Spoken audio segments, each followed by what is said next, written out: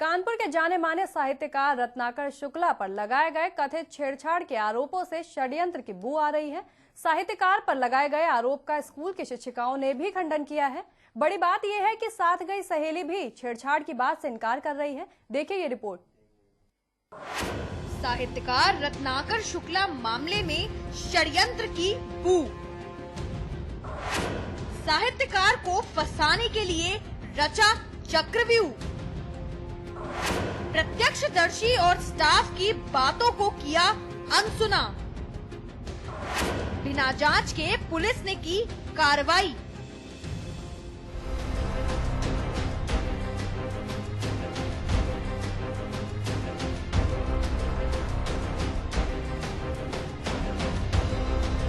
शहर के किदवई नगर इलाके में पिछले शुक्रवार को बृहस्पति महिला महाविद्यालय में एक छात्रा ने कॉलेज प्रबंधक रत्नाकर शुक्ला पर छेड़छाड़ का आरोप लगाया था।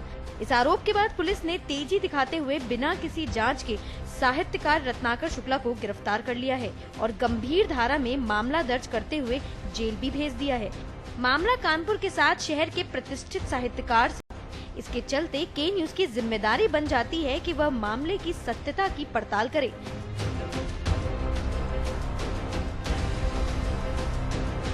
मामले की पड़ताल के लिए के न्यूज की टीम महाविद्यालय पहुंची, जहां महाविद्यालय के कर्मचारियों से बात करने पर कई बातें सामने आई। सभी की बातें सुनने के बाद प्रथम दृष्टया साहित्यकार के खिलाफ छात्रा को ढाल बनाकर षड्यंत्र रचने की बू आई। घटना के दिन क्या हुआ था आप खुद ही सुन लीजिए।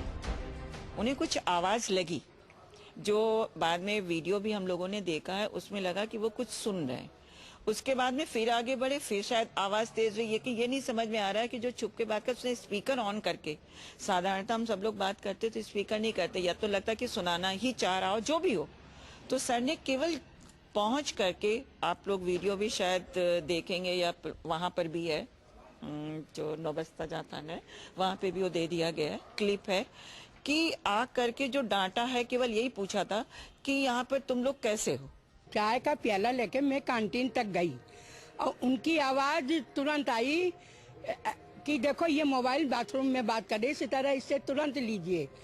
हमने मुड़ के देखा तो ये वाइस प्रिंसिपल पेमला आ रही थी। तो हम कहें बिटिया तुम खोल मूंद लेती हो इसका, आप देखो ये किससे बात कर रही। तो इन्होंने कहा कि अच्छा, मैं ये आके बस यहाँ आई, तुरंत मोबाइल उससे लिया लेकर। और मैनेजर साहब का बिल्कुल दोष नहीं था, वो बिल्कुल वहीं तक पहुंचे और उनकी आवाज सुनकर हम तुरंत गए। हमने कहा क्या हुआ साहब का, इनकी देखो ये बाथरूम में बात कर रही है, इससे देखो क्या है। अम्मा ने मुझे बुलाया कि इनका मोबाइल ले लीजिए, तो मैंने उस बच्ची का मोबाइल लिया और बच्ची ने मुझे मोबाइल दे दिया हाथ में। और सर बाहर की तरफ आ रहे थे और सर लॉन की तरफ चले गए और लड़की बिल्कुल नॉर्मल थी, फिर गई अपना प्रोग्राम की तैयारी करने लगी। कुछ देर बाद उसकी मदर आई, फिर मुझसे बात की। तो मदर कैसे आई, आपने बुलाया उनको कैसे? नहीं, लड़की ने बुलाया, मैंने नहीं बुलाया था। मैंने सोचा था कि बस कॉल करके बुलाते हैं, तब तक उस लड़की ने अपनी मदर को बुलाया होगा। तो उसकी मदर आई मेरे पास, मैंने उनसे नॉर्मल कहा अच्छा हुआ आप आ गई, आपको मुझे बुलाना था। के न्यूज यह नहीं कहता कि छात्रा ने आरोप गलत लगाए हैं। हम ये जरूर कहते हैं कि ज्यादातर मामलों में पहली बात तो पुलिस मुकदमा दर्ज नहीं करती, कर भी लिया तो जांच के नाम पर लोगों को महीनों सालों टरकाया जाता है, उसके बाद कहीं गिरफ्तारी का नंबर आता है। इस मामले में पुलिस बिल्कुल उलट नजर आई। किसी के बहकावे में आई छात्रा की सूचना के तुरंत बाद पुलिस कॉलेज पहुंची और साहित्यकार रत्नाकर शुक्ला को गिरफ्तार कर लिया। वहीं छात्रा के साथ गई दूसरी छात्रा की तमाम बातों को पुलिस और मीडिया ने अनसुना कर दिया। प्रत्यक्षदर्शी छात्रा का साफ कहना है कि सर ने केवल मोबाइल के प्रयोग पर फटकार लगाई थी। हम और मेरी फ्रेंड गए थे वॉशरूम, तो उसका फोन आ गया तो स्पीकर पे बात करने लगी। सर राउंड पे थे तो सर अंदर गए, मतलब यहाँ कॉरिडोर पे यहाँ आए थे, तो इधर पे आए सर, तो उनको आवाज़ सुनाई पड़ी। तो सर ने कहा कि तुम फोन पे बात कर रही हो, तुम्हें पता नहीं यहाँ पे फोन चलाना मना है, फिर भी तुम यहाँ पे बाथरूम में छुप के बात कर रही हो।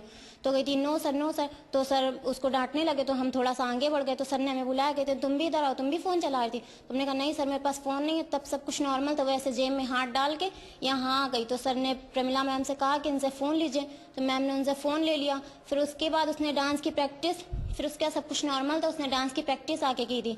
हम लोगों ने गीता मेला में भाग लिया था, तो वो डांस करती रही। फिर उसके बाद जब घर गई तो उसने पता नहीं ये सब क्यों किया।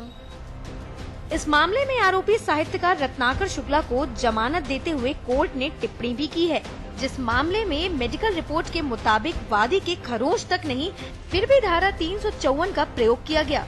इसका मतलब सीधा है कि उनको फंसाने वालों की मंशा थी कि वह कम से कम 6 माह जेल में रहें। इस दौरान उनकी पत्नी के राजनीतिक करियर पर भी इसका असर पड़ेगा।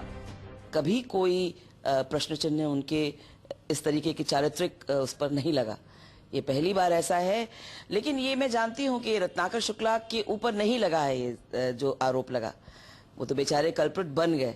आरोप तो नुकसान तो मेरा करने की कोशिश की गई, ये षड्यंत्र है। सोची समझी स्कीम के तहत मेरे कॉलेज में लोग आए और आने के बाद मुझे नुकसान पहुंचाने के लिए रत्नाकर शुक्ल जी को चारा बनाया। रत्नाकर शुक्ला के मामले में सभी बातों को सिरे से नकार देना यह साबित करता है कि षड्यंत्र में वो लोग शामिल हैं जिनको साहित्यकार और उनकी पत्नी की बढ़ती लोकप्रियता से डर सता रहा है। के न्यूज के लिए कानपुर सुनील गुप्ता की रिपोर्ट।